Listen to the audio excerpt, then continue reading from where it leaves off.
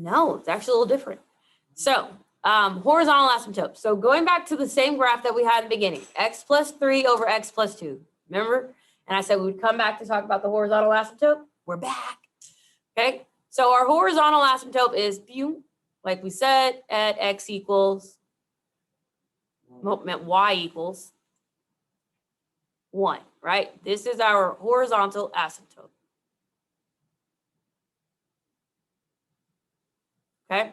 And so how does that come into play? Well, these are the rules for your horizontal.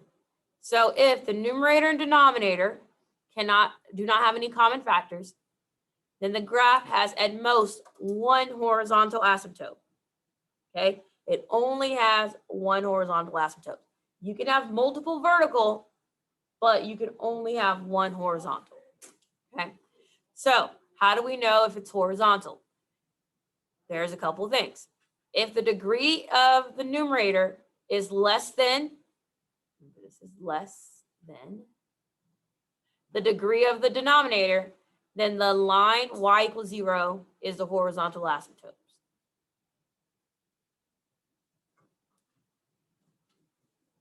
So for example, if we go back to one of ours from yesterday. So if I have 3 over x, I have y equals 3 over x, the degree of my numerator equals 0. The degree of my denominator equals 1. So therefore, the degree of my numerator is less than the degree of my denominator, and that's why the horizontal asymptote is at y equals 0. Okay? Now, if the degree of the numerator equals, so this is an equal situation, the degree of the denominator, then the line is at y equals a over b. Okay? What are a and b? A and b are the leading coefficients in the numerator and the denominator. Okay? They're the highest powered variable. They're the coefficient of the highest powered variable. So for example, if I have y equals 2x over 3x, the degrees are the same, right? Degrees are both 1. So you're just going to use the coefficient. So what is my coefficient in my numerator? And what's the coefficient in my denominator? So this is where my horizontal asymptote is at. Y equals 2/3.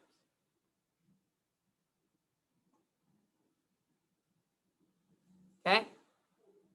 If the degree of the numerator is greater than the degree of the denominator, then there is no horizontal asymptote.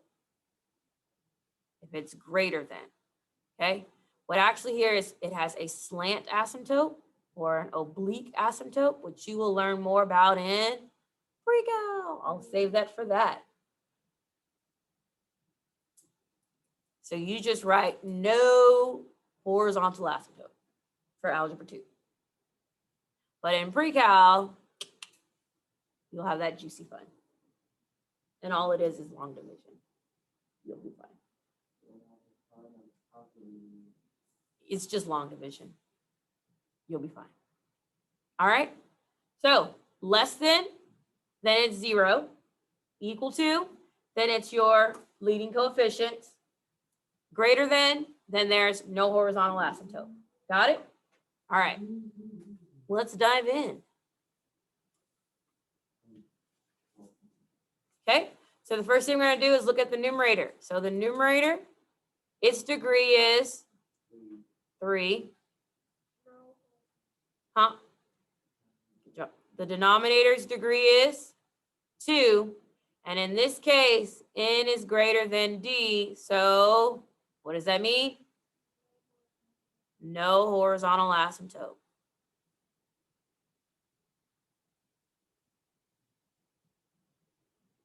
Cool?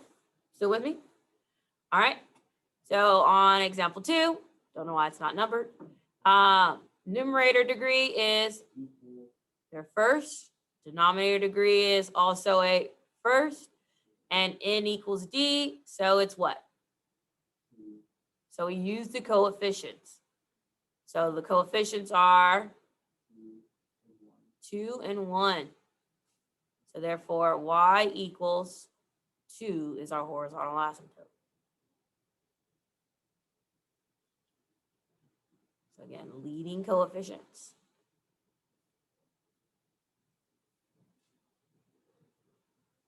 All right, next one. So the degree of my numerator,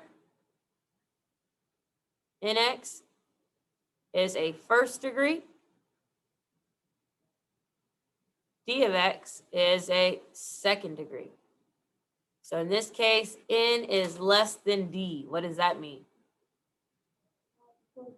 Y equals 0. Our horizontal asymptote is at y equals 0.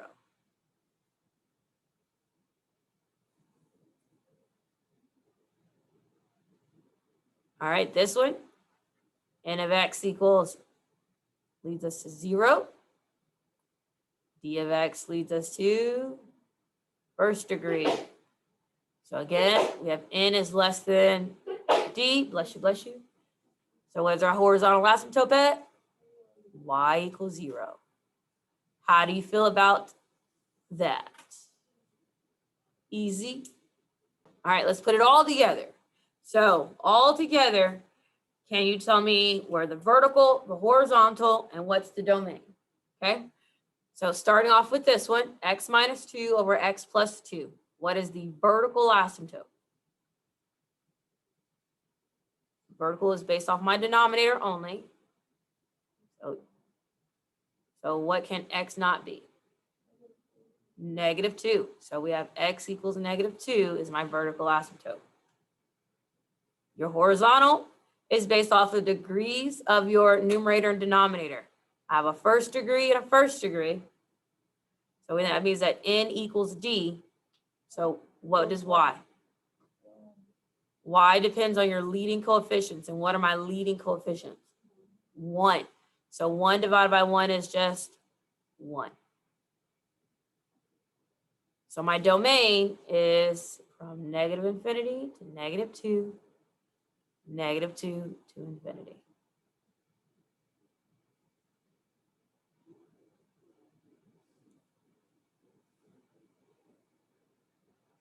Okay, let's put it all together here on 6. So again, we're going to make sure it's fully factored. So we have 2x minus 1 over x plus 3 times x minus 1. So my vertical asymptote comes from the denominator. So what are my vertical asymptotes? Negative 3 and positive 1. My horizontal asymptotes come from my degrees. So I have a degree of 1, degree of 2. So in this case, n is less than d. What does that mean? Y equals 0. And so my domain, I'm just going to be lazy and write x cannot equal negative 3 and 1. Don't feel like working. You can. Go for it. Putting it together, are we still good? All right, here, again, making sure we're fully factored. So x third minus 1 over x squared minus 4x. This is difference of cubes. And this is just GCF. So when I factor this, I'm left with x minus 1 times x squared plus x plus 1 all over x times x minus 4. You have to factor before you define the horizontal asymptote? No, I don't think, you don't at all. I don't think it would matter either way. No. Vertical asymptote. X equals 0 and x equals 4. There we go. X equals 0 and x equals 4.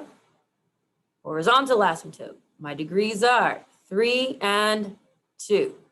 So n is greater than d. What does that mean?